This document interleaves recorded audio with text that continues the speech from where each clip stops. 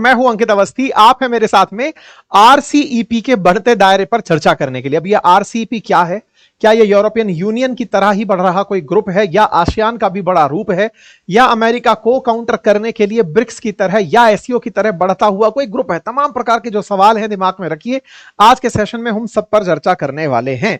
साथियों, आरसीईपी की full form है रीजनल कॉम्प्रिहेंसिव इकोनॉमिक पार्टनरशिप।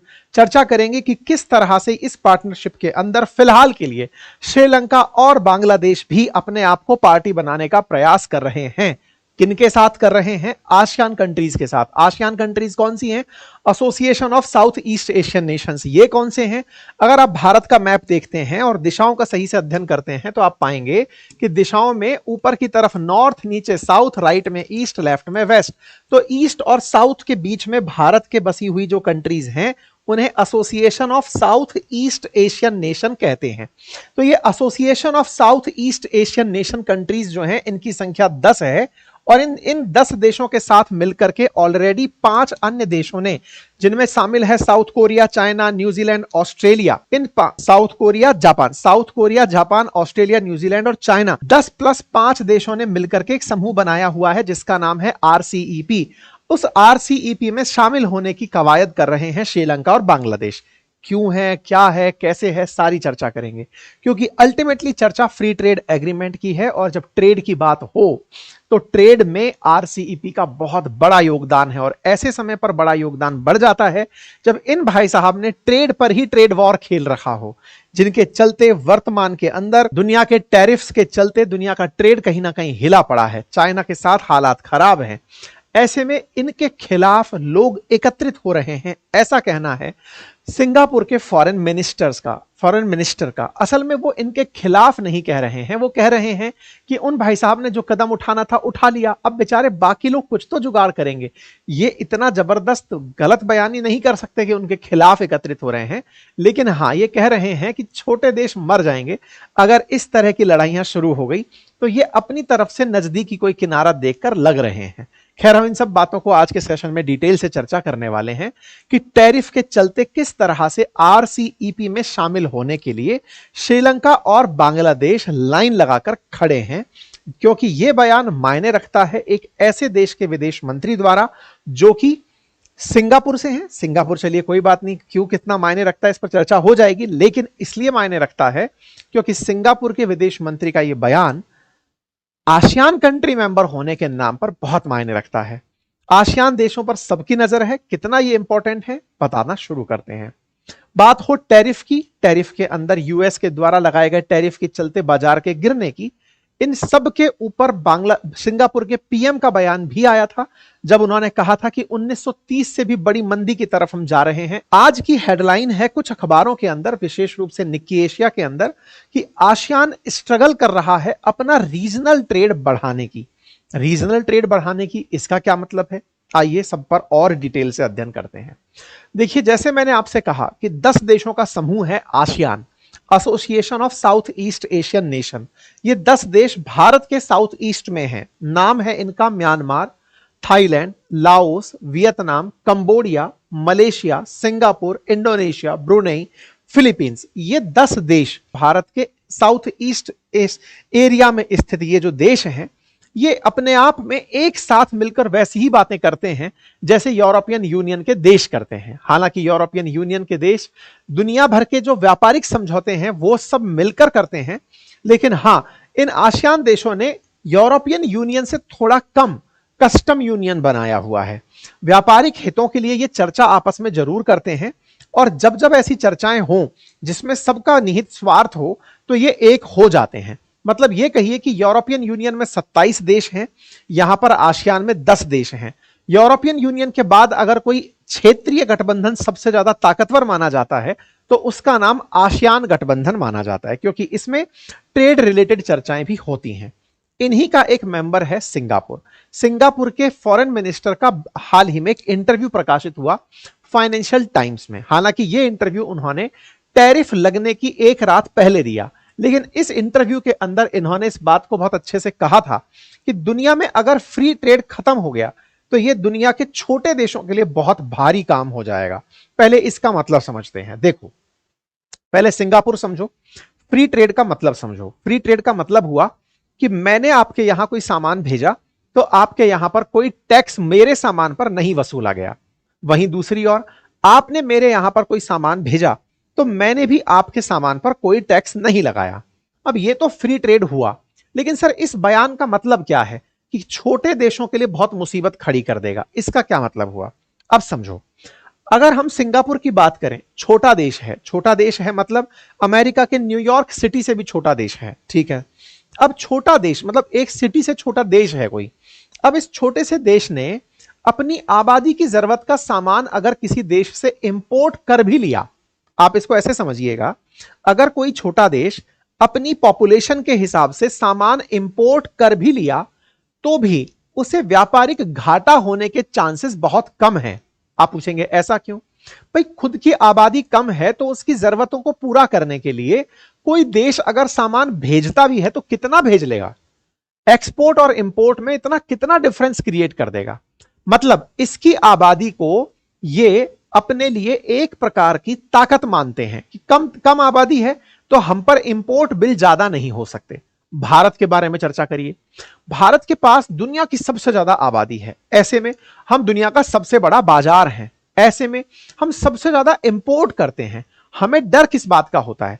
हमें डर इसी बात का होता है कि हमारी इस आबादी के भरण पोषण के लिए अगर हम वस्तुओं का इंपोर्ट करने लगे और इंपोर्ट करते करते होगा ये कि हम अपना खजाना खाली करते चले जाएंगे, तो हमारी जनसंख्या जो है वो हमारे लिए इनकी जनसंख्या की तरह बिल्कुल अपोजिट है। हमारी जनसंख्या हमारे लिए जिम्मेदारी बन जाता है कि कल को इस जनसंख्या को देखकर कोई अपने देश में यानी हमारे देश में माल फेंकने ना लग जाए। अब सवाल फिर से लौटते हैं, इनका ये जो बयान है कि छोटे देशों के लिए मुसीबत खड़ी कर रहा है, कैसे? तो छोटा देश होने का फायदा तो क्या रहा कि आपके पास माल कम आएगा, लेकिन एक और फायदा भी हुआ और वो ये कि छोटी जगह से आपने प्रोडक्शन खूब सारा बढ़ा दिया। और प्रोडक्शन बढ़ा करके जिन देशों ने आपके साथ फ्री ट्रेड एग्रीमेंट किया हुआ है, आप उन देशों में माल बना बनाकर बेचने चले गए। और आसान करता हूं, आप समझिए कि एक छोटा सा देश जैसे इजराइल, आप सिंगापुर से ज्यादा कनेक्ट ना कर पाए तो इजराइल से कर पाएंगे, 1 करोड़ के आसपास की आबादी। आप उनके पास कितना कपड़ा भेज देंगे, कितना जूता, कितना गेहूं, कितना तेल, घी, कितना भेज देंगे जो उन 1 करोड़ लोगों के लिए जरूरी है? लेकिन रिवर्स सोचो, उन 1 करोड़ लोगों ने इतनी सारी फैक्ट्रियां लगा ली अपने यहां पर कि वो भर भर के 100 करोड़ लोगों की आवश्यकता पूरी करने के लिए तैयार हो गए। आज जापान ने क्या किया? जापान छोटी सी आबादी वाला देश है, उसने अपनी जरूरतें तो पूरी कर ली। आज उसके पास प्राकृतिक संसाधनों का अभाव होते हुए भी वो कच्चा माल दुनिया भर के देशों से मंगाता है, अपने देश में उसे फिनिश्ड गुड्स में बदलता है और फिर उसका एक्सपोर्ट कर देता है। मतलब खुद को इन्होंने as a industrial hub settle कर लिया कि हम इनका माल बेचने के लिए पहुंच जाएंगे। तो ये टेक्निकल लोकेशन समझिए कि इन्होंने छोटे आकार का फायदा उठाया फ्री ट्रेड एग्रीमेंट के नाम पर। फ्री ट्रेड एग्रीमेंट के नाम पर कैसे? दुनिया ने इनके साथ एग्रीमेंट इसलिए किया कि तुम्हारे यहां बिना टैरिफ के एंट्री करेंगे, इन्होंने कहा कर लो। इन्हें फायदा किस बात का था? इन्हें फायदा इस बात का था कि फ्री ट्रेड के नाम पर उस बड़े देश में इनके माल की एंट्री आसान हो जाएगी। बस इसके चलते छोटे देशों की लॉटरी लग गई। सिंगापुर जैसे देश रातों रात अमीर बन गए। अमीर किस बात पर? कि अब तो माल बनाओ और बना करके आसपास के देशों में खूब बेचो। इन देशों को सबसे ज्यादा जरूरत रहती है भारत जैसे देश की कि भारत के अंदर फ्री ट्रेड एग्रीमेंट मिल जाए। तो हुआ क्या, इन 10 देशों के साथ मिलकर के 5 नहीं बल्कि 6 देशों ने 2019 में एक मीटिंग करी और उस मीटिंग में उसका नाम था regional comprehensive economic partnership meeting. उस मीटिंग में भारत भी शामिल हुआ। तो 10 देश तो यही थे ये वाले, प्लस उसके साथ में 2 पड़ोसी। कौन कौन? जापान प्लस साउथ कोरिया, और 2 दक्षिण के पड़ोसी। कौन कौन? New Zealand plus Australia. ये तो होगा 4। इसके साथ साथ 2 दुनिया के सबसे बड़े जनसंख्या के आधार पर देश। कौन कौन से? चाइना और इंडिया। अब देखो हुआ क्या, चाइना ने अपने आप को ऐसा सेटल किया हुआ है कि बेटा तुम्हें अगर मेरे यहां माल बेचना पड़े तो मेरे यहां पर तुम्हें मेरे सस्ते माल से कंपटीशन करना पड़ेगा। तो ये जो छोटू मोटू देश हैं ये चाइना को बाजार के रूप में समझ ही नहीं पाते। क्यों? क्योंकि चाइना इनसे भी सस्ता माल बनाकर दे देता है। अच्छा, इन्हें जरूरत थी भारत की। भारत को इन्होंने प्यार से बुलाया, प्यार से बुलाकर कहा कि देखो आप हमारे साथ जुड़ो और जुड़ करके आरसीईपी के मेंबर बनो। फ्री ट्रेड एग्रीमेंट है आपके साथ हमारा, मतलब आप अपना माल हमारे बाजारों में बिना टैरिफ के बेच पाएंगे। कौन से देश हमें समझाने लग रहे थे? ये चुन्नू मुन्नू टाइप के जो छोटे मोटे देश हैं, ये साथ में चाइना उनके पीछे खड़ा था कि हाँ शाबाश शाबाश, इंडिया की बढ़िया काउंसलिंग करो, समझाओ इसे कि तुम अपना माल हमारे यहां बेच पाओगे, क्योंकि जब तक इसको आप ये राहत नहीं दोगे कि तुम अपना माल बेच पाओगे, ये हमारे ट्रैप में फंसेगा नहीं। अच्छा, अब इसका रिवर्स क्या था? इंडिया को फिर समझाया गया कि भैया ये आप लोगों को उलझा रहे हैं, असल मकसद इनका आपकी बाजार पर नजर है। भारत को 2019 में जब ये बात समझ में आई, शुरुआत में हम आरसीईपी के मेंबर बनने गए थे, लेकिन जब भारत को यह बात समझ में आई तो भारत हल्के से बाहर निकल लिया। बाहर निकलकर हमने कहा कि नहीं भाई, हम इसमें एंट्री नहीं करेंगे। हम आ रहे हैं उस बात पर कि हमने एंट्री करने से इनकार किन बिंदुओं पर किया। एनीवे, तो सिंगापुर के पीएम का संभवतः, सिंगापुर के एफएम फॉरेन मिनिस्टर का यह बयान आपको क्लियर हो गया होगा कि फ्री ट्रेड एग्रीमेंट का अगर एंड होता है तो छोटे देश कैसे बर्बाद होंगे, क्योंकि सिंगापुर जैसा देश अपनी जीडीपी का 3 गुना ज्यादा ट्रेड करता है। जीडीपी नहीं है, उससे ज्यादा उसका व्यापार है। क्यों? माल बनाकर बाहर बेचना, उसी से पैसे कमाना, यही उसका असल मकसद है। अच्छा, इनके इंटरव्यू में जो इन्होंने बातें कही वो सारी बातें हम यहां पर लेकर आए, लेकिन उसका सार मैं आपको बता देता हूं। इनके इसी इंटरव्यू में इनका यह कहना था कि आज सिंगापुर और आज बांग्लादेश और श्रीलंका जैसे छोटे देश भी आरसीईपी के अंदर एंट्री करना चाहते हैं। तो आपके दिमाग में आएगा कि यार ये आरसीईपी कोई बढ़िया ही चीज है। हमने कहा बिल्कुल है। आरसीईपी इन 15 देशों का, आसियान प्लस 5 देशों का एक समूह है जिसमें कभी भारत भी शामिल हो सकता था। इस आसियान इस समूह के अंदर अगर श्रीलंका और बांग्लादेश घुसते हैं तो उन्हें क्या बेनिफिट नजर आ रहा है? तो देखो, छोटे देशों को किसी भी बड़े ब्लॉक में शामिल होने का बेनिफिट ही नजर आता है। क्यों? क्योंकि छोटे देशों को लगता है कि उनके यहां पर हुए प्रोडक्शन को वो फ्री ट्रेड के नाम पर दुनिया के बड़े देशों में जो इस समूह में शामिल हैं उनको बेच पाएंगे, उन्हें एक्सपोर्ट बेनिफिट दिख रहा होता है। बांग्लादेश और श्रीलंका लगातार आरसीईपी में आने की डिमांड कर रहे हैं। यह आरसीईपी 2022 में बनकर तैयार हुआ था। उस समय पर यह समझा जा रहा था कि जब भारत साथ जुड़ जाएगा तो दुनिया की 45% आबादी इन 16 देशों में रहेगी। बाकायदा ये तैयारियां हो गई थी कि भारत साथ होगा। मोदी जी को साथ में लेकर 2019 में बैंकॉक में मीटिंग बुलाई गई थी बाकायदा, लेकिन भारत जो है वो इससे बाहर निकलकर चला आया था। भारत को यह समझ में आ गया था कि मैं इसमें एंट्री कर गया तो ये लोग फ्री ट्रेड के नाम पर मेरा बाजार खा जाएंगे। भारत के अंदर किसानों ने प्रोटेस्ट करने शुरू कर दिए थे। किसानों ने कहना शुरू किया कि सर आप भूल रहे हैं, ये न्यूजीलैंड और ऑस्ट्रेलिया वाले अपना डेयरी प्रोडक्ट भेज कर बाजार खराब कर देंगे। यही कारण है कि भारत के अंदर बड़ी मात्रा में विरोध हुआ। अमूल जैसी जो कॉपरेटिव्स हैं, इन्होंने सरकार को वार्न किया कि सर आप भूलिए मत कि न्यूजीलैंड और ऑस्ट्रेलिया डेयरी के लिए ही जाने जाते हैं। ये आरसीईपी के अंदर फ्री ट्रेड के नाम पर घुसेंगे, अपन इनके बाजार में नहीं जा पाएंगे।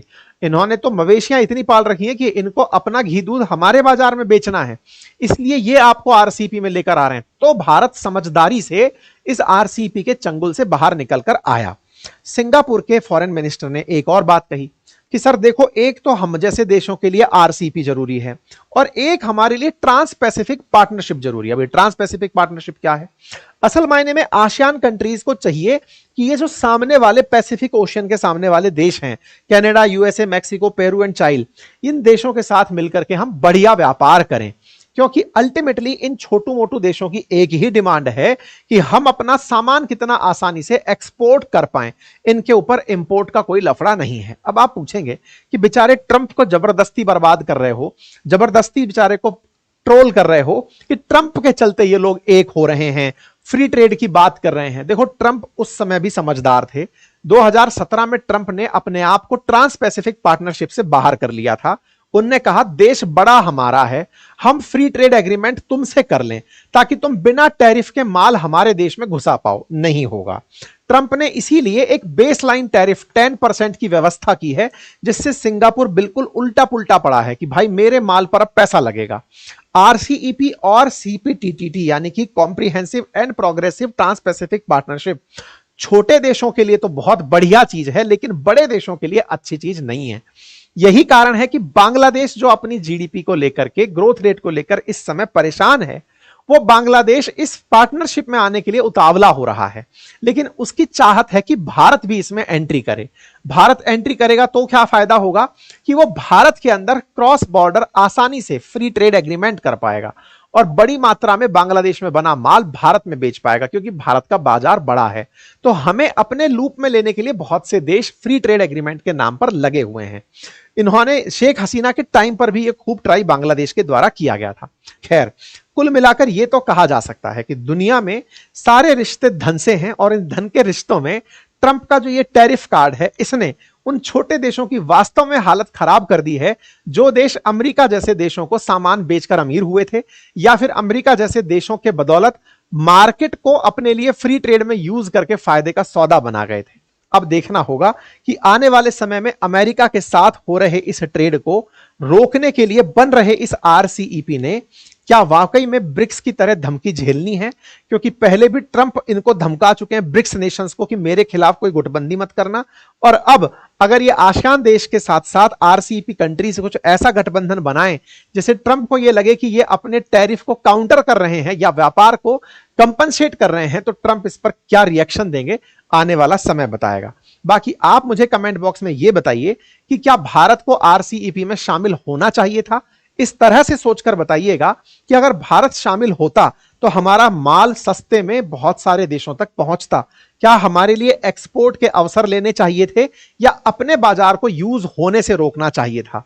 भारत ने आरसीईपी में जाकर सही, इस आरसीईपी में ना जाकर अच्छा किया या बुरा किया, अपनी राय कमेंट बॉक्स में जरूर बताइएगा।